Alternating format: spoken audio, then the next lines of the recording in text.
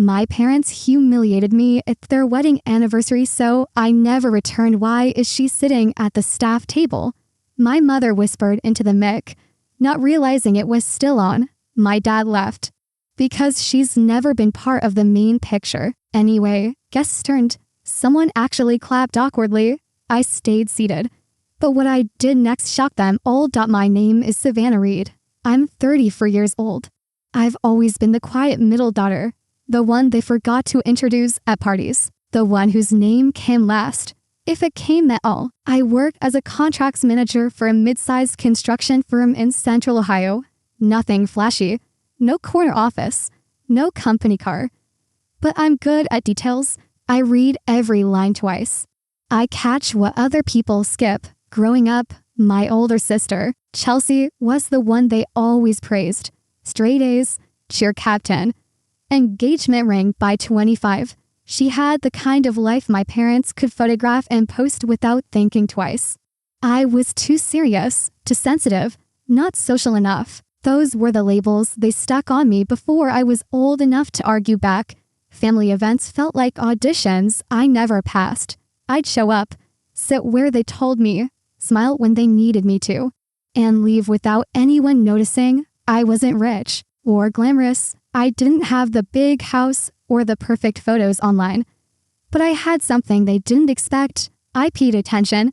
I kept records. I remembered every promise, every lie, every document they asked me to quickly glance over, every email, every revised clause, every late-night phone call where my father said, "Just trust me on this one." I saved all of it, not because I was paranoid, because that's what I do. I read the fine print, and that habit, the one they mocked me for, would change everything.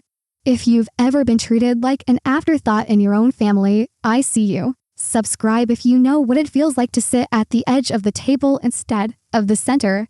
Have you ever been publicly embarrassed by someone who was supposed to protect you?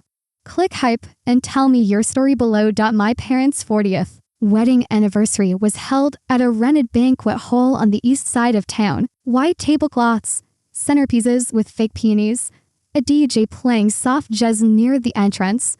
The smell of garlic bread and cheap champagne filled the room before anyone even sat down. There were probably 80 people there, extended family, church friends, neighbors, coworkers, everyone dressed up, everyone smiling. I walked in wearing a navy dress I'd pressed that morning and went looking for my seat. My name wasn't on the main family table.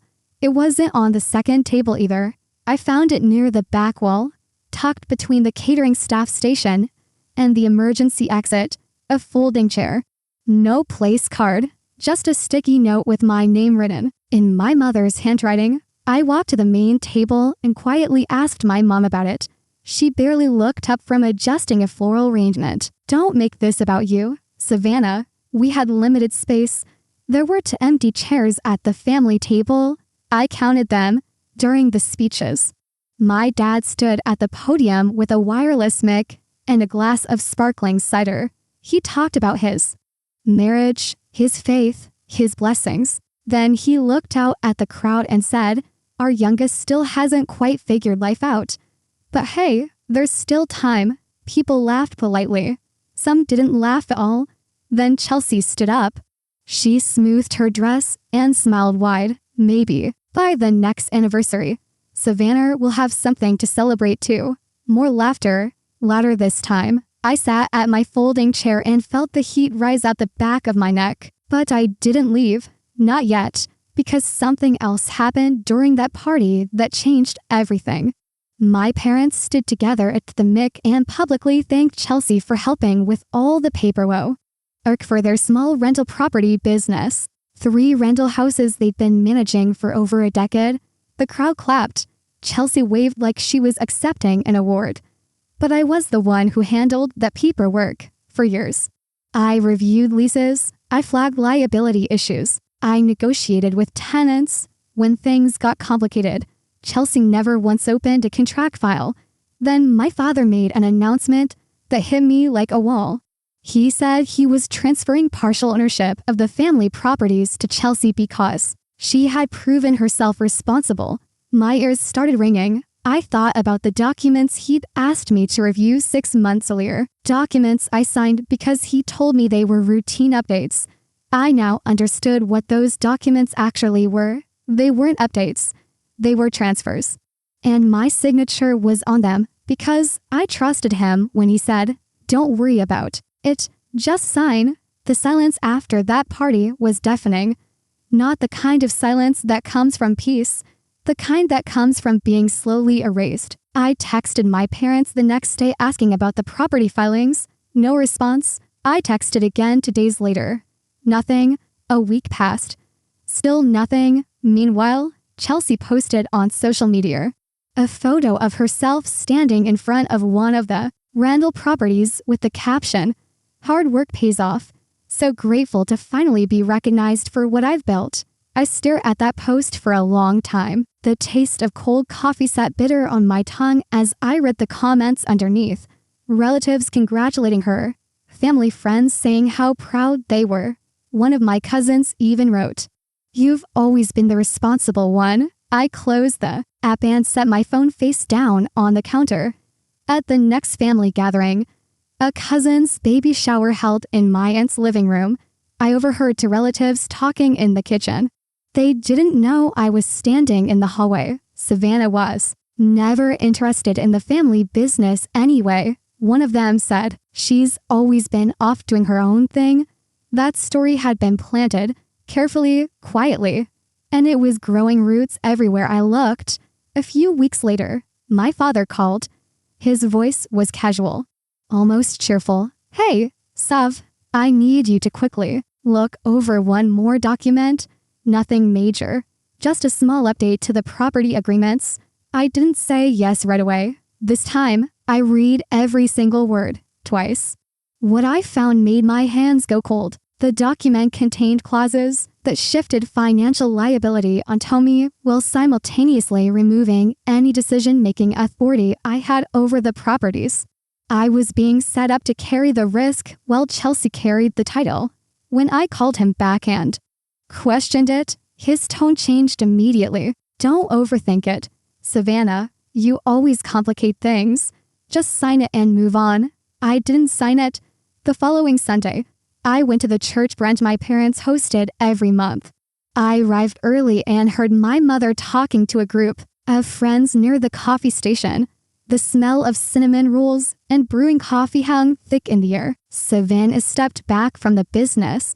My mother said lightly, she just couldn't handle it. Too much pressure for her. I stood in the doorway holding a fruit platter and listened to my own mother rewrite my life in front of people I'd known since childhood. Later, in the parking lot, I confronted her. "Why are you telling people I couldn't handle it? You know that's not true." She looked at me with a face I'd seen 1,000 times, calm, controlled, unbothered. "We're protecting the family image. Savannah, don't be dramatic." Something shifted inside me that afternoon. It wasn't anger, it was clarity. I stopped defending myself emotionally. I stopped trying to explain or convince. Instead, I went home, opened my laptop, and started organizing everything I had, quietly, carefully, the way I always do. What they didn't know was that I never delete emails. Every message my father ever sent me about those properties was still in my inbox. Drafts he asked me to revise. Voice messages where he walked me through lease negotiations over the phone. Contracts with track changes showing my edits, my notes, my corrections. I had the original versions of the property agreements, the ones that showed I handled the risk assessments, the tenant vetting, the insurance coordination. I had screenshots of text messages where my father wrote things like, "Just sign and trust me and don't read too deep into it, Sav." Every single one was time-stamped. Every single one was saved. I wasn't planning revenge. That's not who I am. I don't yell at dinner tables or post call-out messages online. But I believe in clarity. I believe in documentation. And I believe that when someone rewrites your story, you have every right to pull out the original draft. I had a plan they never saw coming. Not a dramatic confrontation. Not a public explosion. Something quieter. something built on paper and proof, something they couldn't talk their way out of. And the first step was making one phone call to someone who already knew the truth. The call went to Daniel Harper. He was the family's original lawyer, the one who drafted the earliest rental agreements when my parents first started buying property in the late 90s. Daniel was semi-retired now, working out of a small office downtown that smelled like leather chairs and old filing cabinets. He remembered me, not because I was loud or impressive, but because I was the only family member who ever asked real questions during meetings. "You always read the footnotes," he told me once. "Nobody reads the footnotes." When I called him and explained what had happened, he went quiet for a long time. Then he said, "I wasn't consulted on any recent transfers." That sentence told me everything. He agreed to examine the updated documents. I brought him the originals, the revised versions, and every piece of communication I'd saved. He spent 3 days reviewing them. When he called me back, his voice was careful but firm. "There are irregularities here, Savannah. Liability has been shifted unfairly. There are missing disclosures. Some of these changes were made without proper authorization." I sat in my car outside his office and pressed my forehead against the steering wheel. I wasn't happy. I wasn't relieved. I was just tired of being right and being ignored for it. Meanwhile, my family was more confident than ever. My parents bragged to relatives about consolidating control of the properties. Chelsea started making renovation plans for one of the units. She even mentioned converting a garage into a rental studio. They assumed I would sign whatever they put in front of me. They assumed I'd stay silent like always. They had no idea I had already scheduled a formal review meeting at Daniel's office. And this time, I wouldn't be sitting at the folding chair by the exit. The meeting was held on a Thursday morning at Daniel Harper's office, a small conference room with a rectangular wooden table for chairs, and a window that let in just enough gray light to make everything feel serious. The air smelled like printer ink and old coffee. My parents arrived first. My father wore a polo shirt and khakis like he was heading to brunch afterward. My mother carried a large purse and a tight smile. Chelsea came in last, checking her phone, barely acknowledging me. Daniel sat at the head of the table with a stack of folders in front of him. My father leaned back in his chair and crossed his arms. "Let's not waste time. We all trust each other here." I didn't respond to that. Instead, I opened my bag, pulled out a manila envelope, and slid the contents across the table. Printed email threads, text screenshots, original contract drafts, with track changes, voice message transcriptions, every piece of evidence organized by date. Daniel put on his reading glasses and began walking through the discrepancies. He pointed to specific clauses in the revised documents that didn't appear in the originals: alter ownership percentages, liability reassignment without disclosure, decision-making authority quietly stripped from one party and handed to another. He laid it out calmly, line by line, the way a surgeon works. My father's expression didn't change at first. He kept his arms crossed, but his jaw tightened. Chelsea looked at my father, then at my mother, then back at the papers. Her voice came out higher than usual. "You said she didn't care about this stuff." Nobody answered her. I looked at my sister. "I care, Chelsea. I've always cared. I just don't tolerate being erased." Daniel explained the potential legal consequences if the documents were enforced as currently written: fraud exposure, fiduciary breach, tax liability misrepresentation. Each word landed on the table like a stone dropped into still water. My father uncrossed his arms. His tone shifted from confident to defensive in the span of one sentence. "This is a misunderstanding. We were just trying to simplify things. I didn't raise my voice. I didn't need to. I will not sign anything," I said. "And I'm formally requesting correction of the ownership records to reflect the original agreements." I placed one more document on the table, a letter from a second attorney I had retained independently, confirming my intent to escalate legally if corrections were not made within 30 days. The room went silent. My mother stared at the table. Chelsea's hands were shaking. My father opened his mouth, then closed it again. For the first time in my life, I watched the power in that family shift.